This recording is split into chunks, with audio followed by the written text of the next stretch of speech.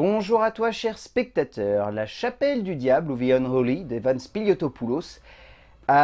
C'est un film qui m'intriguait vraiment pour la place d'Evan Spiliotopoulos dans le projet et par la présence de Sam Raimi en tant que producteur.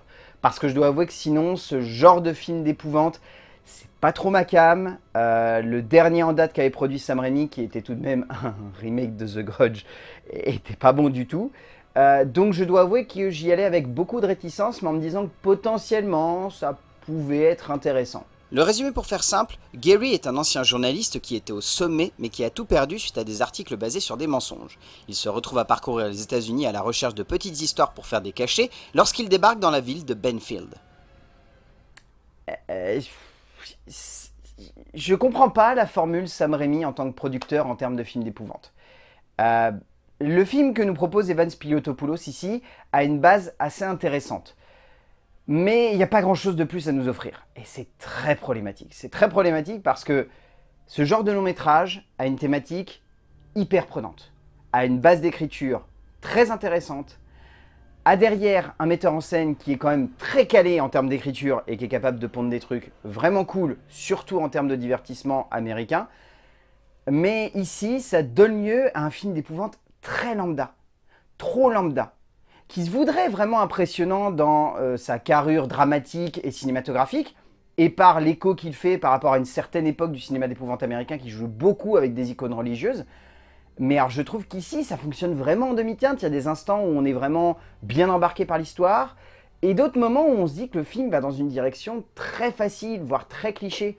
Et c'est très dommage parce que je pense qu'il aurait pu y avoir un projet très cool derrière. Un projet vraiment ambitieux, avec une forme assez dense, avec un contexte qui fonctionne vraiment sur nos spectateurs, mais non, à la place, on a un film d'horreur assez cliché, assez convenu, et qui a du mal à pleinement nous embarquer dans son délire.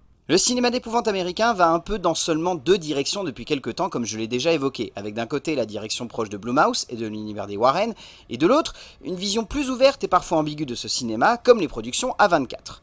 Le nouveau film d'Evan Spiliotopoulos, scénariste de nombreux blockbusters, voudrait se poser un peu entre ces deux mouvances, mais en cherchant à exploiter la forme de la première direction, tout en ayant un fond dans la même veine que de nombreux longs métrages questionnant la place de Dieu et du diable, et en un sens, c'est une œuvre qui fonctionne, mais au prix d'un contexte qui a du mal à prendre pleinement forme, et c'est un peu dommage. En termes d'écriture, donc le roman de James Herbert est adapté seul par Evan Spiliotopoulos.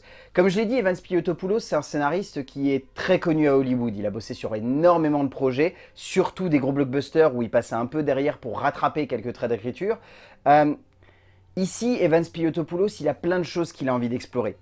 On viendra ensuite dans le détail, mais ça va de simplement la place de Dieu et du diable au sein de la religion, jusqu'à la place de la vérité ou du mensonge lorsqu'on est un homme qui a envie d'atteindre une certaine forme de gloire.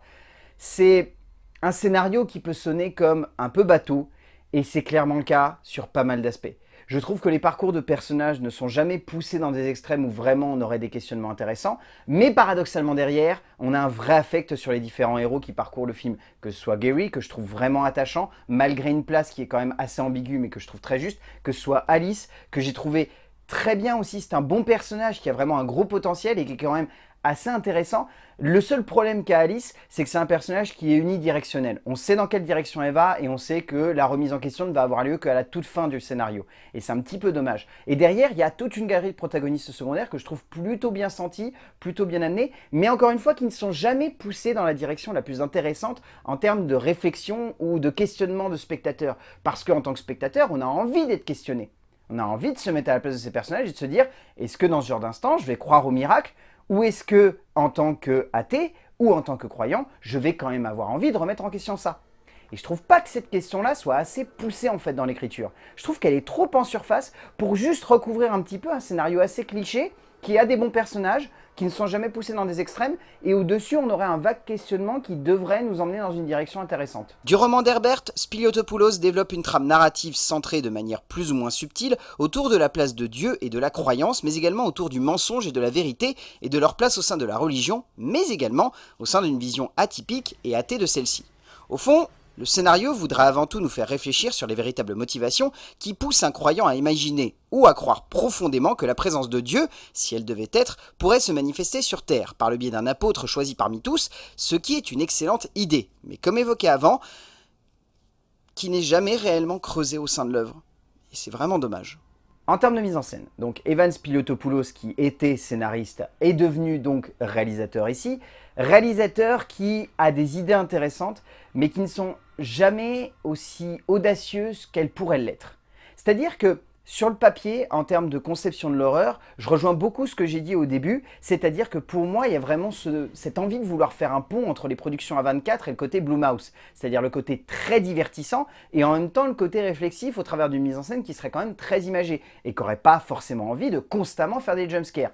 Et là-dessus, il faut avouer que La Chapelle du Diable a pas beaucoup de jumpscares, clairement. C'est un film qui va plus jouer sur l'ambiance, sur une peinture assez viscérale de l'horreur, qui va du coup prendre place au sein du cadre et emmener des personnages jusque dans des retranchements. Je pense à un truc tout bête, mais il y a un personnage à un moment qui va se retrouver à faire une confession, avec un autre personnage qui est caché derrière. Et je trouve cette séquence très très bien foutue, parce qu'on sait qu'il va y avoir un moment où ça va vriller. Et pour autant, on laisse la tension monter, prendre le pas sur nous, et je trouve que ce genre de moment fonctionne bien. Et il y a d'autres moments comme ça, dans la mise en scène de Spiliotopoulos, qui ont vraiment une certaine puissance horrifique. Mais encore une fois, c'est jamais poussé jusqu'au bout et le film est plat par instant. Je dirais il dure 1h40 et il y a eu des moments où j'avais l'impression qu'il durait 2 heures, tellement il y a un gros trou au milieu, il faut absolument mettre plein de choses en place et où par contre en termes d'ambiance ça fonctionne. Mais en termes de rythme, en termes d'efficacité, c'est très moyen. C'est vraiment très moyen.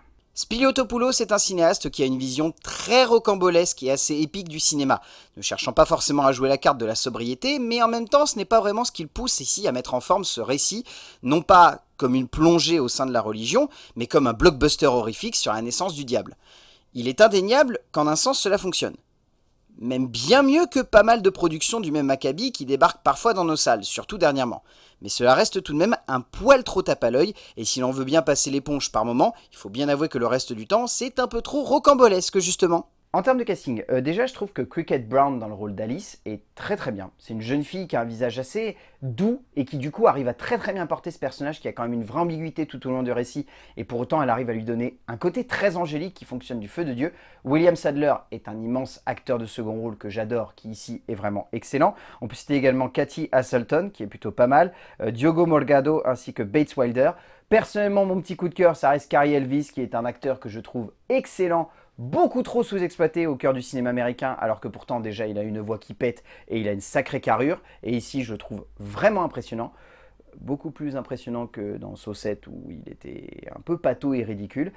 Et après on retient surtout un acteur que tout le monde connaît pour un rôle dans Watchmen, mais qui montre ici qu'il a une palette bien plus diversifiée, mais qu'encore une fois on l'utilise pas assez au cœur du cinéma américain. Jeffrey Dean Morgan est un excellent acteur, et ici il faut bien avouer qu'il s'en sort très bien, ne livrant pas sa meilleure performance, mais parvenant à amener son personnage dans une direction intéressante.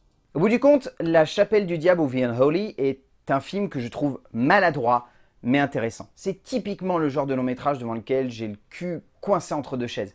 En même temps, d'un côté, je trouve qu'il y a des idées, vraiment des idées, d'écriture et de mise en scène, et de l'autre côté, c'est cliché, c'est facile, c'est convenu. C'est dommage en fait ce genre de projet, parce que typiquement on sent qu'avec Sam Raimi à la production, il y a du potentiel, et qu'à chaque fois c'est jamais pleinement exploité, ça se contente simplement d'aller dans une direction ou facile ou grossière. Et ici, heureusement qu'il y a finalement Evans Piliotopoulos à l'écriture et à la mise en scène, parce que je pense sans lui ça aurait été encore pire ce long métrage. Donc La Chapelle du Diable d'Evans Piliotopoulos, je sais pas trop quoi vous dire. Si vous avez rien d'autre à aller voir au cinéma en termes d'épouvante, pourquoi pas, peut-être que ça vous plaindra. Enfin, ça vous plaira, ça vous plaindra. Peut-être que vous vous plaindrez peut-être à la fin, mais bon. Mais si vous avez d'autres films à aller voir dans le genre, allez-y, parce que celui-là, c'est clairement pas le meilleur. A plus.